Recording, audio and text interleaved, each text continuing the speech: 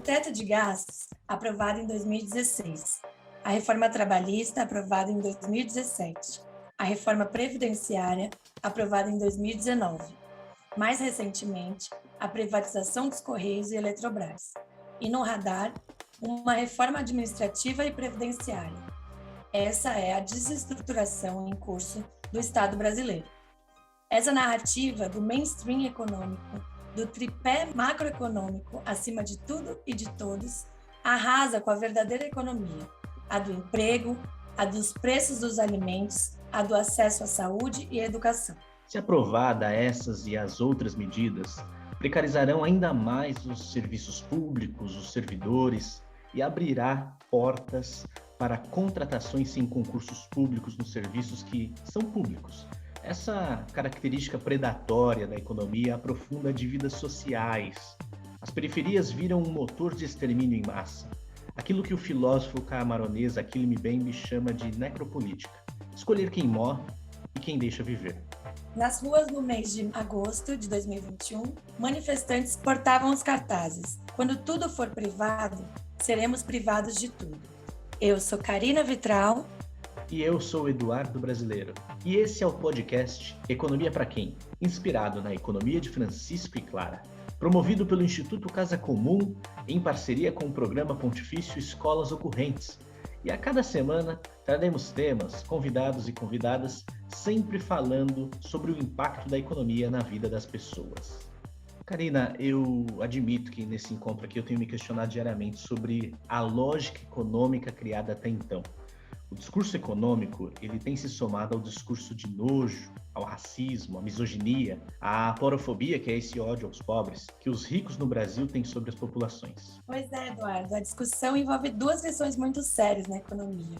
A ortodoxia econômica, essas regras que os economistas colocam aí como se fossem verdades absolutas, né? A gente daqui a pouco vai falar com a Ju um pouco sobre isso, são incapazes de pensar políticas de desenvolvimento nacional, social, humano, ambiental, cultural, e a política econômica que não reconhece os mais pobres enquanto sujeitos. Pois é, e é por isso que temos hoje uma dupla especial que nos ajuda a pensar numa economia a serviço do interesse das maiorias. Recebemos Juliane Furno, que é doutora em desenvolvimento econômico pela Unicamp e integra o Instituto para a Reforma das Relações entre o Estado e Empresa, o IRI, e Peterson Prats, jornalista, ativista na Zona Leste de São Paulo, onde atua no Vozes da Periferia, um coletivo muito importante, é membro da colegiada da SEBS, que é as Comunidades Eclesiais de Base da Igreja Católica.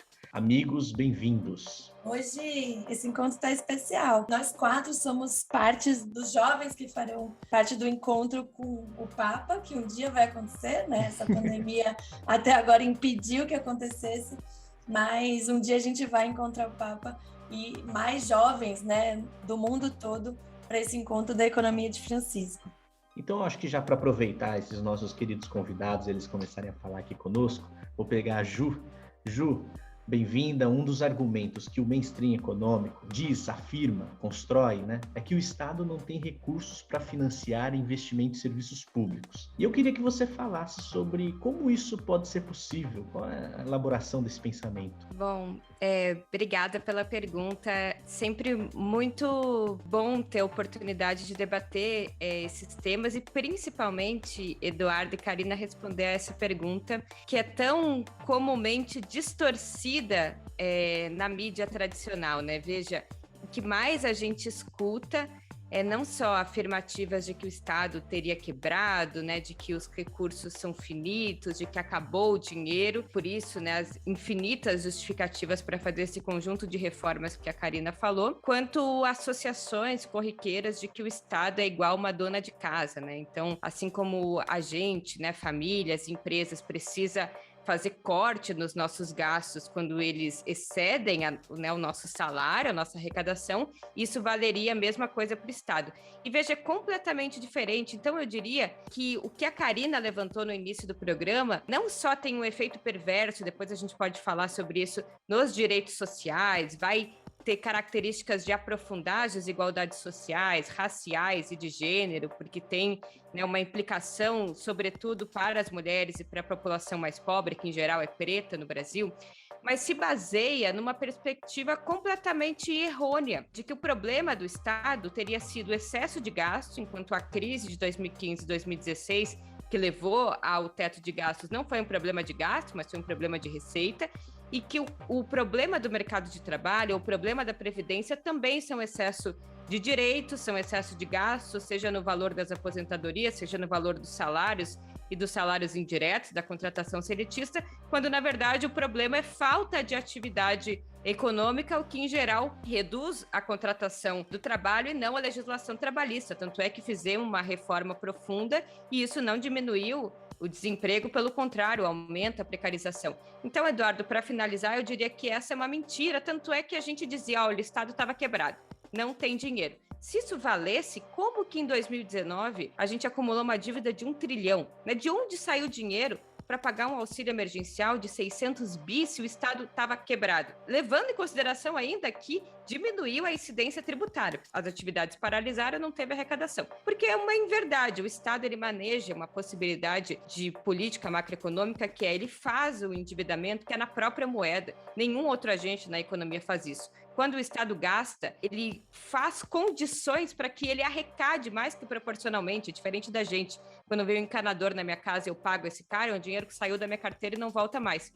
Quando o Estado paga o mesmo encanador, aquele dinheiro em grande medida volta, porque esse encanador vai consumir coisas que são tributadas e essa tributação volta para o cofre público. Então, para o Estado, vale uma lógica completamente diferente. Não existe acabou o dinheiro. E essa crise provou que não existe isso, né? Que é uma decisão política que envolve uma determinação administrativa que chama teto de gastos, que na medida em que foi suspensa, abriu espaço e, surgiu o dinheiro e a gente pôde fazer uma série de políticas públicas importantes que, em grande medida, vão se pagar com a própria retomada da atividade econômica. Veja, a dívida pública não é uma coisa que a gente paga lá, então precisa cortar gasto em outras áreas para pagar. A própria dinâmica da atividade econômica, na medida em que aumenta o PIB, reduz a dívida, porque a dívida é uma proporção sobre o PIB. Se o PIB aumenta, proporcionalmente a dívida pública cai. Então, eu diria essas coisas para iniciar o nosso debate. Muito bom, Ju. E eu acho que a crise da pandemia também mostrou que os direitos sociais são muito importantes, né? Nessa loucura que é o discurso de privatiza tudo, a gente viu, né, que tanto do ponto de vista da pobreza, da miséria, se não fosse o Estado a socorrer, não teria como, né? As pessoas estariam jogadas nessa vala comum, quanto do ponto de vista da saúde, né? O SUS, como um serviço público, tendo um papel importantíssimo na vacinação, apesar, inclusive, do governo federal, né? Mas, Peterson, deixa eu te perguntar. A consolidação dos direitos sociais, né, tem um mecanismo fundamental que é a participação política, né? Então, queria perguntar para você, que é um dos jovens selecionados para esse encontro da economia de Francisco e aplica essa experiência, né, de uma nova economia no território.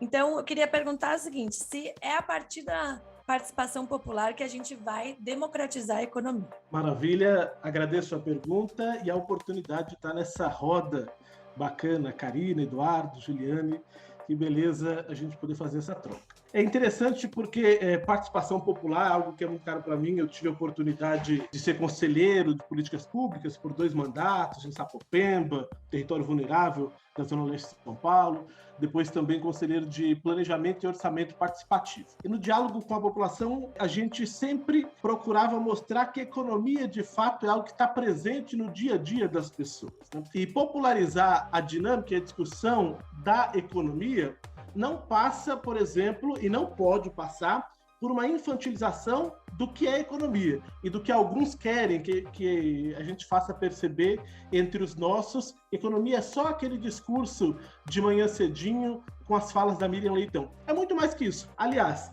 há um tempo atrás, a gente, quando ia puxar a conversa com o vizinho, a gente ia partir do clima. Olha, vai chover, não vai chover, vai garoar hoje, tá levando a blusa. Hoje a discussão com o nosso vizinho passa, sobretudo, pela problemática da caristia.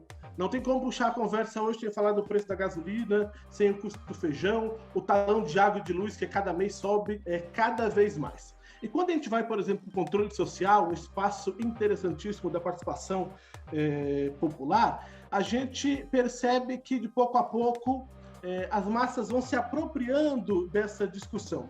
E percebe, por exemplo, na discussão orçamentária para o território, de saber escolher, optar e no diálogo com a comunidade, dizer assim, de fato a gente precisa despender recursos para isso, que para a gente é prioridade. Então, de pouco a pouco, eu acho que a gente vai conseguindo levar essa discussão. Como foi os maravilhosos exemplos, seja do movimento do custo de vida, contra a carestia em São Paulo, mas também de tantos outros movimentos, seja de articulação de moradia, de saúde, que no bojo, lá no território, com o pé no chão, consegue sim fazer uma discussão econômica. E percebe que, de fato, não falta dinheiro, falta vontade política. Porque existe, de fato, um plano deliberado de deixar Sapopemba do jeito que é, né? De deixar Sapopemba um território com 300 mil pessoas, com um déficit habitacional gigante, um dos territórios de São Paulo com menor incidência de emprego. Para que Sapopemba quer viver? Para quê?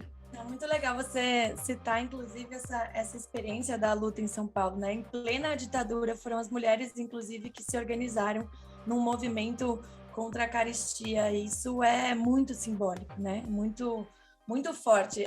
Mostra, inclusive, que os economistas estão completamente errados, né? Porque quem faz economia, né? Quem são esses verdadeiros agentes econômicos é a população pobre, são as mulheres, né? É quem vive o chão da vida, né? E aí, para puxar esse gancho, eu vou depois deixar Eduardo também perguntar, mas só para eu pegar esse gancho aqui, porque, Ju, eles defendem o Estado mínimo, né, no discurso, mas quando é para falar de juros da dívida pública, eles pegam quase metade do orçamento público para isso, né? Então, você já falou um pouco sobre esse mito do acabou o dinheiro, mas eu queria que você falasse um pouco também, avançasse um pouco mais sobre o conflito distributivo em torno do Estado, né?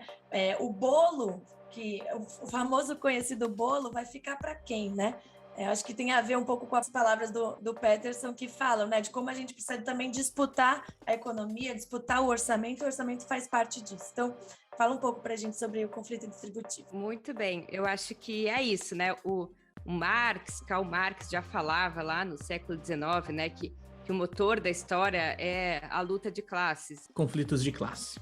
Quando se fala em classes sociais, estamos recorrendo à reflexão trazida pelo filósofo alemão Karl Marx, que determina existir uma classe dominante, ou seja, os milionários, bilionários, detentores do capital, e a classe trabalhadora, os detentores da força de trabalho, mas estes que não possuem os recursos para o trabalho livre. Então, o conflito de classe é quando a gente percebe essa situação nos dias de hoje e pontua para que não naturalizemos as diferenças entre pobres e ricos, mas que se compreenda o fundamento político-econômico das misérias. E a gente pode estender essa afirmação até hoje, né? Embora exista uma tentativa de camuflar que existe um conflito latente, ele se expressa em várias dimensões, né, especialmente no conflito distributivo, né, no que tange à apropriação dos recursos, do excedente, que são, né, numa concepção também marxista, fruto especialmente, né, ou somente do trabalho humano. Então, os trabalhadores geram toda a riqueza, em que pese se apropriam de uma parte muito pequena. E a economia, né, a organização da forma como se captura e se distribui esse excedente é uma decisão política, né? É uma decisão fundamental da economia política. Embora exista essa tentativa todos os dias de fazer crer que o que a gente está discutindo é uma decisão técnica. Aqui é uma alocação de planilhas. Veja, o Roberto Campos, que é presidente do Banco Central, esses dias foi na imprensa e falou assim: olha, responsabilidade fiscal não tem ideologia. Não é nem de direita, nem de esquerda, não é nem de monetaristas, nem de desenvolvimentistas. É de quem tem responsabilidade com o Brasil. Responsabilidade fiscal é uma lei brasileira baseada na narrativa neoliberal, onde a execução por parte da administração pública deveria manter o equilíbrio das contas públicas, ou seja, despesas iguais a receitas, desconsiderando a capacidade do Estado de financiar políticas públicas através do seu déficit. Nada mais ideológico que tentar retirar a roupagem ideológica de uma decisão que sim, é uma decisão que que aprofunda o problema das desigualdades sociais e, portanto, tem um lado no conflito distributivo. Peterson falou muito bem, para que serve essa popemba, né? Para que serve aquele... Não é à toa que aquele território é pobre, não é à toa que aquele território é preto, não é à toa que aquele território tem pouco emprego. Não é um problema de percurso, faltou planejamento ou faltou recursos para desenvolver aquele lugar. Ele cumpre uma função fundamental. É porque tem aquela população que recebe pouco, que vive na margem da formalidade, da informalidade, do emprego, do subemprego, que aumentam as taxas de lucro daquele setor empresarial que emprega essa mão de obra. Se este lugar se desenvolver, se esse lugar tiver emprego, o custo da força de trabalho tende a aumentar, logo o lucro, né, que é a diferença entre o capital que o dono lá da empresa adiantou e a força de trabalho tende a diminuir. Nada mais do que um conflito distributivo. Com o orçamento do Estado, isso também acontece.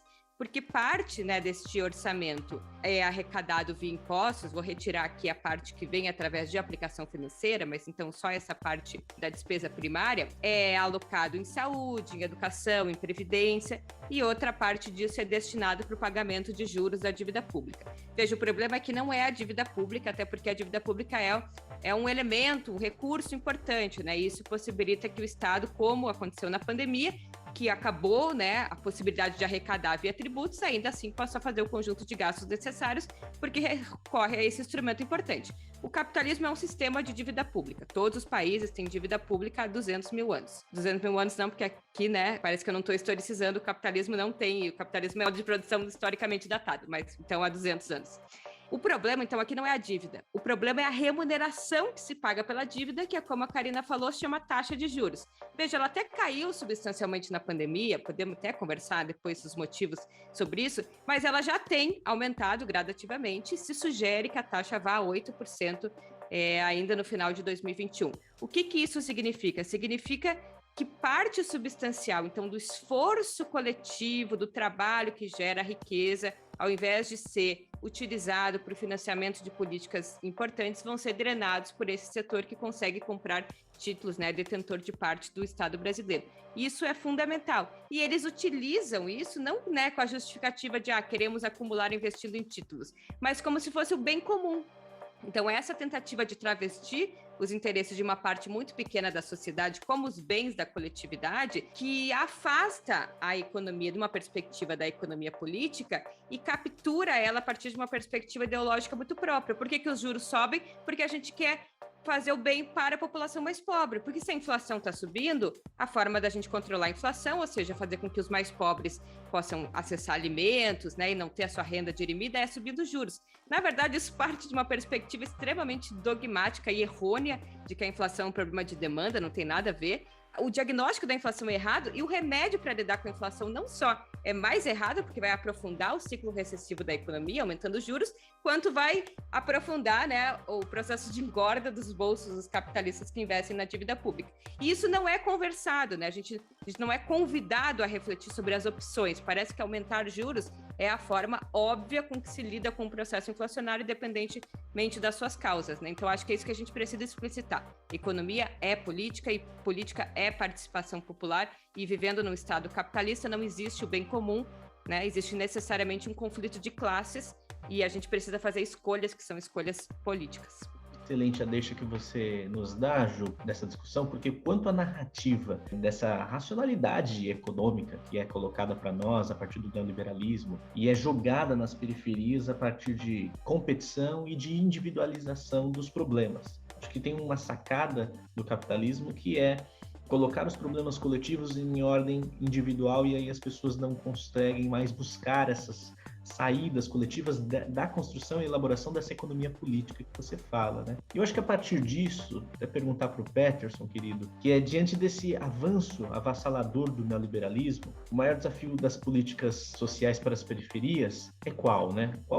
Que plano de fundo da discussão econômica nas periferias vocês trazem na organização com o povo? Maravilha. Eu vou até pegar um gancho do que você falou, Edu, que eu recordei de uma celebração com a comunidade que realizei em um desses domingos por aí, e eu dizia que a gente não pode deixar que o neoliberalismo se torne modelo de vida para a gente.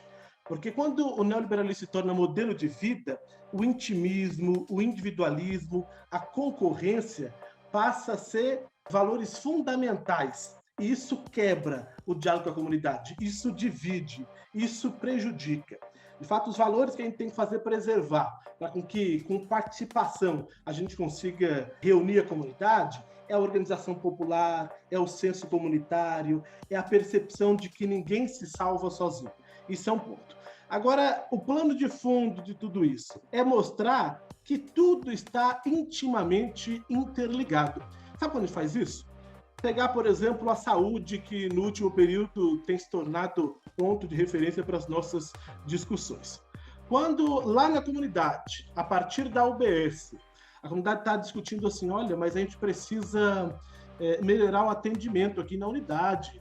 De fato, está há 20 anos sem uma reforma, não tem condição de trabalho e nem de atendimento para os usuários. Ou então a gente tem que fazer crescer a estratégia saúde na família e ter mais agentes comunitários para o atendimento e assistência da população. Quando a gente discute isso, primeiro a gente vai discutir o fortalecimento do SUS. Só que para discutir o fortalecimento do SUS, a gente discute um modelo de financiamento. E para discutir o modelo de financiamento, a gente discute um modelo de Estado. E com isso, a gente faz o diálogo de todas as políticas públicas do território, para mostrar que, de fato, a gente não pode desconectar aquilo que, de fato, chega no nosso chão, com a assistência, a prestação do serviço, de fato, com aquilo que a gente vê no amplo, no macro. Porque senão a gente acha sempre que está apartado, distante. E, de fato, a gente nunca vai conseguir fazer cumprir aquilo que é a reivindicação da comunidade, porque está muito longe. A gente não vai fazer com que esse grito nosso, local, se torne também um grito mais amplo. Mas quando a gente mostra, de fato, aquele problema da unidade A, é o mesmo da C e da D e de todo o programa, e que a partir da discussão do financiamento a gente vai discutir também o modelo de Estado que a gente quer, ou o país que a gente quer, como dizia Plínio de Arruda Sampaio, a gente vai crescendo a discussão e mostrando que tem jeito a partir da organização. Excelente. Legal. Eu queria fazer uma pergunta para os dois, porque eu acho que isso não é só um assunto da Ju, de economista, né? Mas também do ponto de vista dos serviços públicos, é fundamental. Eu queria que a gente falasse um pouco sobre a reforma administrativa, né, Ju? A reforma administrativa que vem para reestruturar as carreiras públicas, para enxugar o Estado. E, Peterson, isso tem tudo a ver com a qualidade dos serviços públicos. Então, queria que primeiro a Ju e depois o Peterson comentasse essa proposta de reforma administrativa que o governo Bolsonaro agora está tentando passar no Congresso.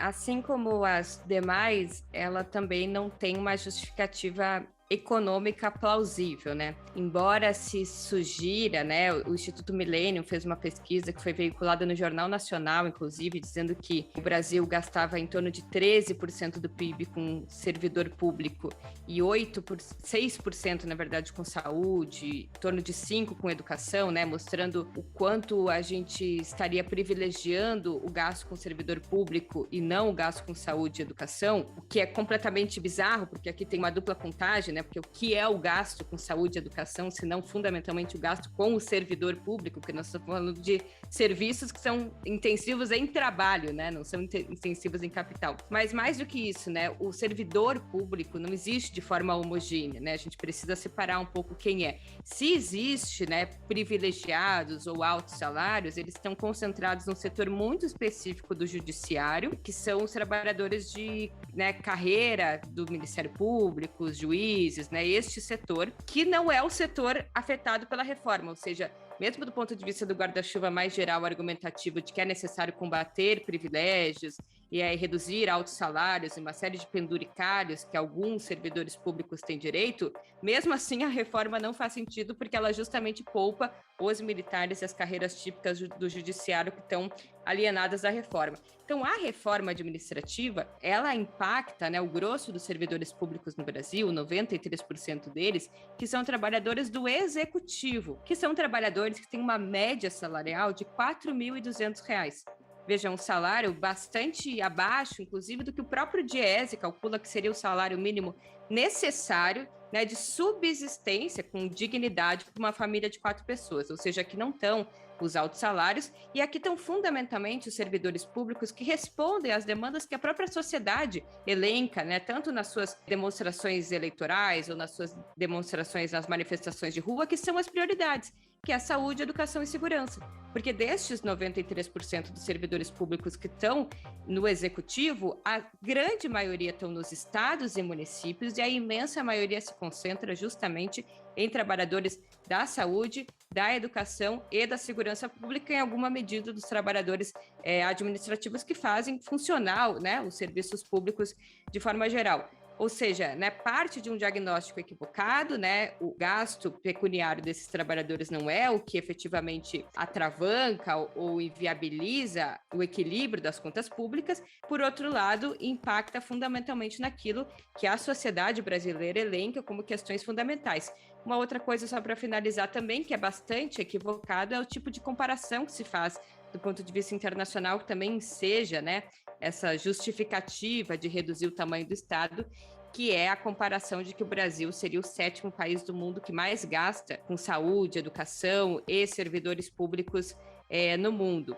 Quando se olha ali o tamanho do PIB. Então, em tamanho do PIB, o Brasil gastaria tanto quanto a Alemanha, por exemplo. Acontece que o Brasil tem 4 vezes mais gente do que a Alemanha. Então, o que importa não é o percentual do PIB gasto, mas o gasto per capita, ou seja, o gasto por habitante. E quando a gente olha o gasto por habitante, o Brasil gasta em educação e em saúde, que está fundamentalmente ligado à remuneração e à existência de servidores públicos, menos da metade do que gastam os países da OCDE. Então, na verdade, o Brasil está longe de concretizar, né, a universalização e de qualidade de serviços públicos, tal qual a gente referendou na Constituição Federal de 88, e essa proposta, né, ela não tem impacto fiscal significativo, ela não atinge o que poderia ser elencado como servidores públicos, aí sim privilegiados, que ganham altos salários, e então dá para se sugerir ou se inferir a partir disso que ela só responde por uma lógica, né, a lógica de destruição do Estado brasileiro, destruição dos serviços sociais,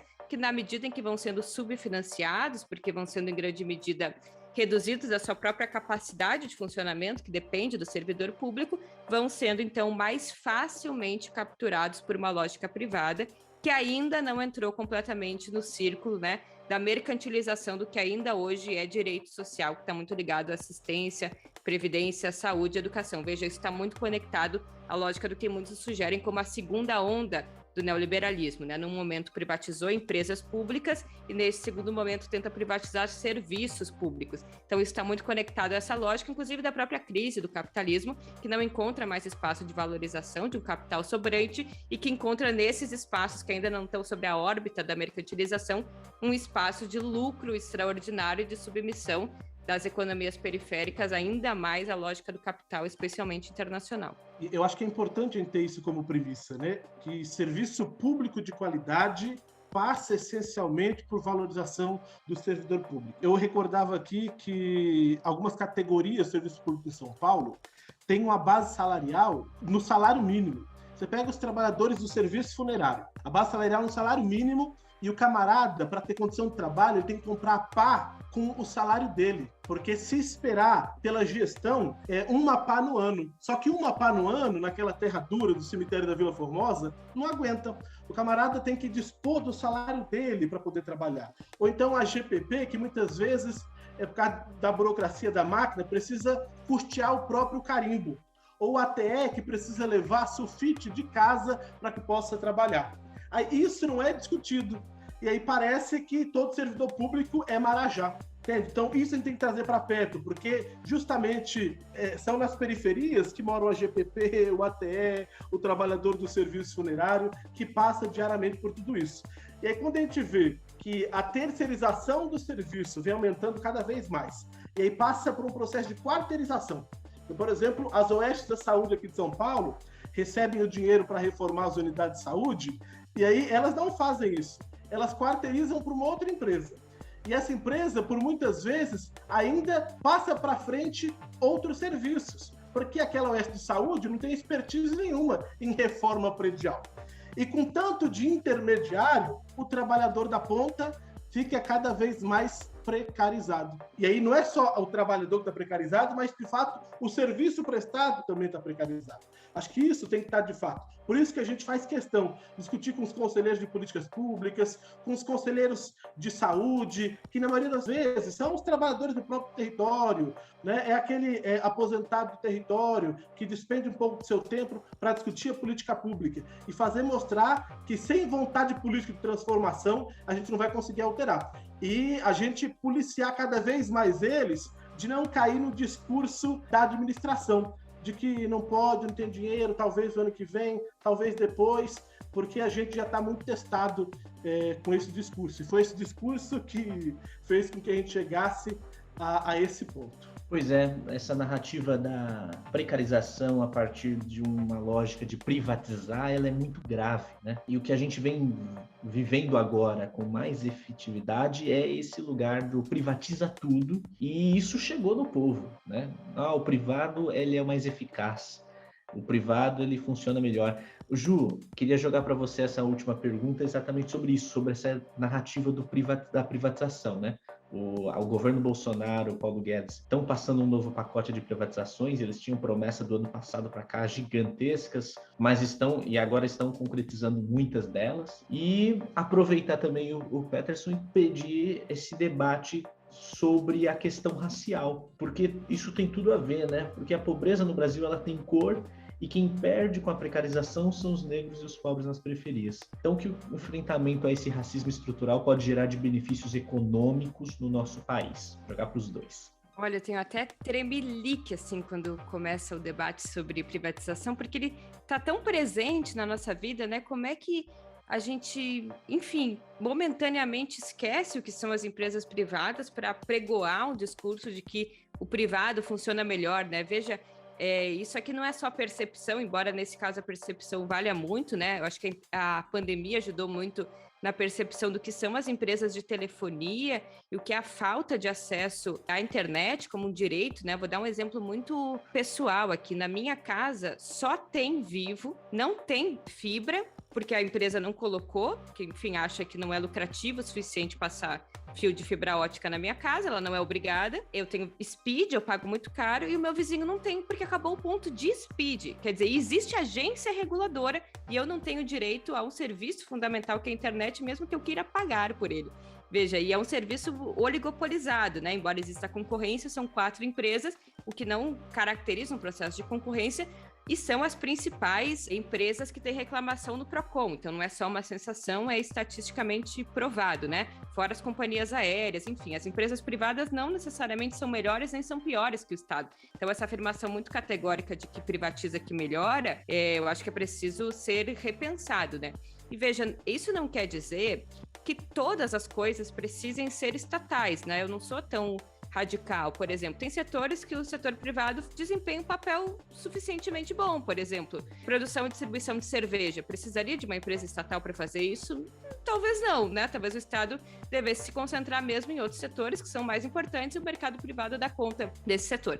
Agora, quando a gente fala em questões que não só são estratégicas, né, principalmente para o desenvolvimento nacional e industrial, mas também que lidam com direitos humanos fundamentais, como é água, como é energia, aqui a gente está falando de coisas sim que devem estar sob a responsabilidade do Estado, não só porque o Estado, por não visar o lucro em última instância, tem mais garantia de prover a universalização desse serviço, quer dizer, o Correio não vai deixar de entregar uma coisa no interior do Pará porque não é lucrativo, assim como a Vivo deixa de passar fibra ótica na minha rua. Mas também porque o setor privado, em grande medida, não tem capacidade, veja, o que é o volume de recursos para construir, por exemplo, uma refinaria de petróleo, uma Itaipu, todo o sistema de logística de entrega no Brasil. Então, o setor privado não tem condições, pela própria lógica, aqui não é um julgamento moral, mas a própria lógica que guia uma empresa privada, que é a obtenção de lucro no curto prazo, é incompatível com a lógica de construção de um grande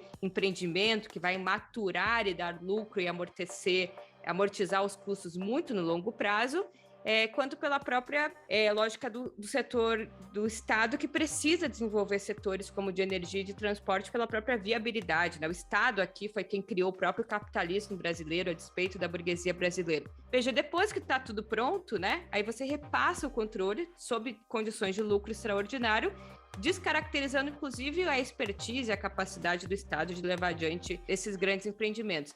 Então, nesse caso, todas as justificativas de que o setor privado é melhor, de que a concorrência faz reduzir o preço, de que a concorrência abre o mercado para mais setores que universalizam serviços, todas se mostraram empiricamente equivocadas. Veja, hoje a gente paga uma das tarifas, a segunda tarifa de telefone mais cara do mundo, uma das tarifas de energia elétrica mais caras também, a despeito de ter uma matriz hidroelétrica que é muito barata. Os metrôs, principalmente do Rio de Janeiro, né, privatizado hoje, paga uma tarifa extremamente cara. As empresas, para darem lucro, precisam reduzir custos, que em geral estão localizados na força de trabalho, em segurança e saúde do trabalhador. Então, as empresas privadas também, pela lógica de reduzir custos, ficam mais vulneráveis a acidentes ambientais, como foi a própria experiência recente da Vale do Rio Doce. Então, tem vários problemas que só uma agência reguladora não tem condições necessariamente de levar adiante, e são argumentos que se mostraram bastante equivocados. Veja, hoje, nesse momento, privatizar uma empresa de energia, né, a capacidade estratégica e necessária de prover energia barata para as famílias e para o próprio desenvolvimento das empresas, ou o próprio setor de petróleo, que tem um elemento estratégico do ponto de vista geopolítico, ou os Correios, né, que cumprem uma função social importante, não vai reduzir tarifa, provavelmente, como a história nos mostrou, e para esses setores não vale o argumento da concorrência, porque são monopólios naturais. O Correio, ele não é que vai se expandir as tarefas que hoje o Correio desempenha para a Log, Mercado Livre, é uma empresa privada que vai ganhar um monopólio que desempenha o Correio hoje, ou seja, você vai transferir um monopólio estatal para um monopólio privado. É a mesma coisa o setor, as refinarias, você não escolhe de quem você vai comprar gasolina no posto de combustível, que refinaria vai abastecer, porque são monopólios naturais, ou seja, a concorrência aqui fica no discurso, mas de fato são setores que não são oligopolistas, são setores que não têm concorrência. Então, é uma série de argumentos falaciosos que, em última instância, tem esse objetivo de reduzir a participação do Estado como empresário, empreendedor, e submeter, né, ou reduzir as suas funções a, no máximo, umas funções regulatórias ou ligadas à saúde e educação.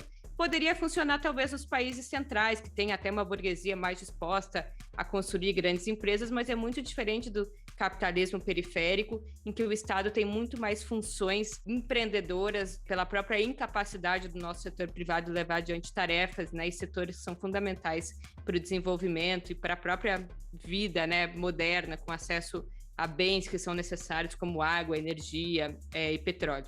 O Eduardo tinha perguntado da questão racial. Eu convido a gente a fazer dois movimentos. Para quem está escutando diante de São Paulo, tem maior facilidade, talvez, para esses dois movimentos.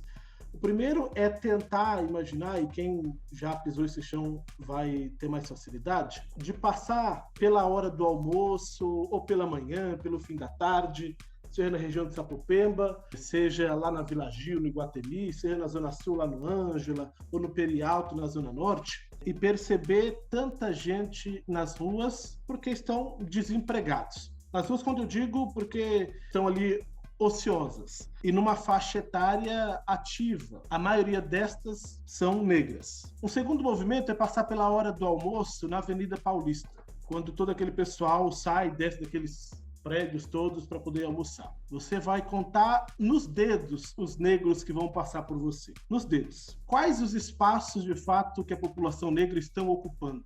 Eu me recordo do meu primeiro dia, eu fui prounista na Universidade Presbiteriana Mackenzie. Meu primeiro dia, ao pegar o elevador lotado e me perceber como o único negro daquele elevador. Aí eu falei, talvez seja por... Não tive sorte de pegar outro companheiro, só o elevador. Entrei na sala, 70 alunos, passei o olho, consegui identificar naquele dia uma aluna negra, prounista como eu, que estava chegando naquele mesmo dia. Quais os ambientes que a gente está ocupando? Quais os ambientes? E aqui a gente é convidado a fazer uma discussão intimamente ligada a uma perspectiva classista, para não achar e não cair em discursos até liberais demais, de achar que negros vão conseguir ocupar outros espaços ou fazer transformações sem, de fato, a gente pegar no central. Achar que as grandes corporações são, na maioria das vezes, parceiras dessa luta e que muitas vezes usam da gente, de uma pauta como essa, como agenda para vender mais. E é triste quando alguns companheiros e companheiras caem nessa esparrela, porque isso não ajuda, isso divide, isso desagrega e continua deixando os pretos e pretas nos mesmos lugares. Então, a questão racial é, sim, uma questão de fundo econômico. E aí, às vezes, a gente vai distanciando tudo isso. Então, quais os espaços, de fato, que a gente ocupa e quais os espaços que a gente deve ocupar? Muito bom, Peterson. Eu queria, com isso, então, agradecer, porque a gente fica por aqui. Eu queria agradecer muito a presença de vocês. Para mim, e eu acho que para o Eduardo também, é uma honra receber aqui 2 jovens atuantes, cada um na sua área, cada um no seu território, mas que ajudam a gente a construir essa nossa economia. Então, eu queria passar para vocês só despedirem, mandar um beijo para todo mundo, deixarem as redes sociais para a gente encerrar o nosso programa. Gente, queria agradecer muito. Obrigada pelo convite. É sempre uma alegria falar desse tema, principalmente com vocês, jovens. Enfim, que a gente já tem aí uma caminhada, tem uma profunda admiração por vocês 3. E, enfim, deixar aqui à disposição para qualquer coisa. Sugerir também que vocês conheçam o meu canal. Eu fico com vergonha de fazer essas propagandas, mas tentando aí incidir na Batalha das Ideias, eu fiz um canal no YouTube, chama Gil Furno, eu debato economia, tanto política econômica como teoria econômica também. E é mais um espaço, assim, para tentar democratizar esses temas e disputar política e, teoricamente, alguns assuntos. Deixo aí a sugestão e mais uma vez, muito obrigada pelo convite. Agradeço muitíssimo o convite. Eu já sigo a Juliane nas redes sociais, acompanho o vídeo, o podcast, tem material em todas as plataformas que você possa imaginar, eu acompanho já. Muito bacana todo esse material e essas discussões que são levantadas. Agradecer ao Eduardo, que é onipresente. Toda discussão de economia de Francisco e Clara, o Eduardo está. Então, você também pode... Você joga Eduardo Brasileiro, você vai ter uma briga aí para ver o que conteúdo você vai assistir primeiro. E a Karina Vitral, companheira de tantas lutas que a gente tem prazer aí de encontrar nas fileiras. Então, para me seguir, eu acho que é só jogar Peterson Prates, eu acho que coloca um arroba na frente, e a gente vai se conversando e se encontrando. Muito obrigada. O roteiro, a produção e a apresentação foram feitas por Karina Vitral e Eduardo Brasileiro. A edição é de João Paulo Melo. Essa série de podcasts faz parte do projeto A Beleza Salvará o Mundo, do Instituto Casa Comum, em parceria com o Programa Pontifício Escolas Ocorrentes.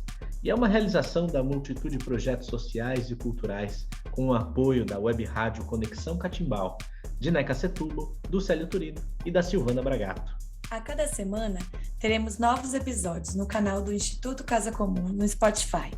Mas também você encontra no site www.institutocasacomum.org. Acompanhe as nossas redes sociais do Instituto Casa Comum no Instagram, Twitter, Facebook e o canal no YouTube. E também as nossas redes pessoais, @Karina Vitral. E o meu é @EduBrasileiro. Deixem sua opinião sobre o tema de hoje e, se gostou, compartilhe com os amigos o nosso podcast. Beijo, pessoal, e até semana que vem. Beijo! E esse é o podcast Economia para Quem? Inspirado na economia de Francisco e Clara.